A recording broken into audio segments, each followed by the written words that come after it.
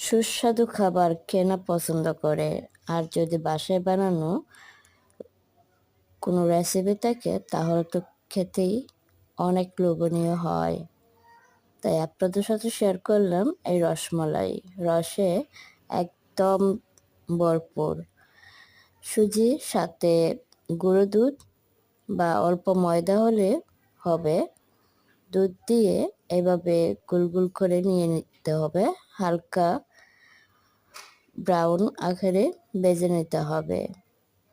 Liquid দুধ আলাদা, মিষ্টির পরিমাণ আপনি যতটুকু খান ঠিক ততটুকু দিয়ে আলাদা জাল করে নেবেন।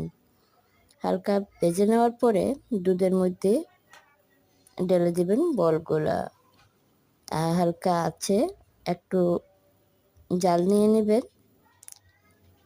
তারপরে কিছুক্ষণ জাল দেওয়ার পরে আপনি কন্টেনারের ভিতরে রেস্টে রেখে দেবেন।